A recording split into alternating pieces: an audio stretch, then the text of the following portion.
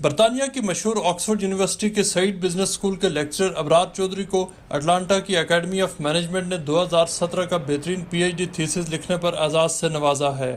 ابرار چودھری کو یہ اعزاز ترقی پذیر ممالک میں ماحولیاتی تبدیلیوں اور ان کے خطرات سے نمٹنے کے لیے دی جانے والی تجاویز کی بنیاد پر دیا گیا۔ ایوارڈ ہے، یہ ایک مینجمنٹ اکیڈمی آف مینجمنٹ ہے جو ایک گلوبل آرگنائزیشن ہے جس کے کوئی 20,000 ممبرز ہیں، اور یہ گلوبلی ریکگنائز کرتی ہے پریکٹیکل ورک، امپلیمنٹیبل ورک اور ایسا پالیسی کا ورک جو کہ جس کی کوئی ویلیو اور practical value.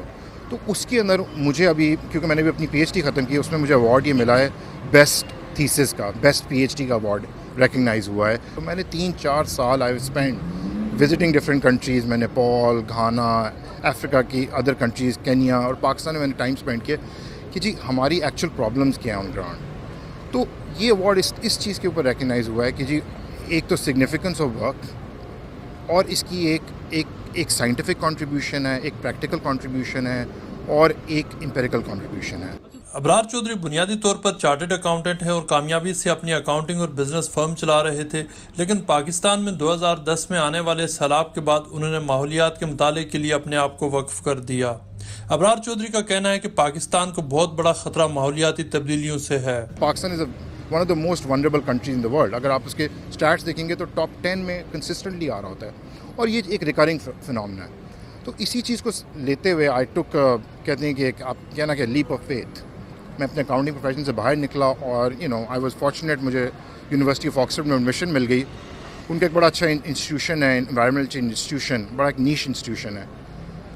And I decide کہ جی I want to study this. مجھے کوئی آئیڈیا نہیں تھا، مجھے کچھ نہیں پتا تھا کلائمیٹ چینج کے بارے میں۔ مجھے یہ پتا تھا کہ بزنس کیسے چلتا ہے اور بزنس کیا ہوتا ہے۔ انہوں نے کہا کہ حکومت کو ماحولیاتی خطرات سے نمٹنے کے لیے ہنگامی بنیادوں پر کام کرنا ہوگا، ورنہ آنے والی نسلوں کو اس کے نتائج بھگتنا پڑیں گے۔ ہم with in 3000 kilometre from sea level all the way to the mountain جاتے ہیں۔ اس کے اندر ایک بہت زیادہ ڈائیورسٹی ہے۔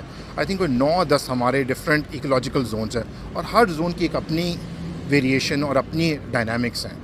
اور اس میں اگر آپ دیکھیں گے تو 2 چیزیں پاکستان کو بہت افیکٹ کریں۔ ایک کلائمیٹ چینج، گلوبل وارمنگ کی وجہ سے ہمارے گلیشیل میلٹس ہو رہے ہیں، تو سمرز میں آپ دیکھیں پانی کی میلٹ بہت زیادہ آ رہا ہے، فلڈز آ رہے ہیں۔ دوسرا کیا ہو رہا ہے کہ تھوڑا اریٹک ہو رہے ہیں مانسونس، ویدر پیٹرن چینج ہو رہے ہیں، تو انٹینسٹی آف رینز بڑھتی جا رہی ہیں، تو اس کے ڈبل افیکٹ آ رہے ہیں۔ اس لیے پاکستان کے لیے بہت امپورٹنٹ ہے کلائمیٹ چینج کو ایمفسائز کرنا۔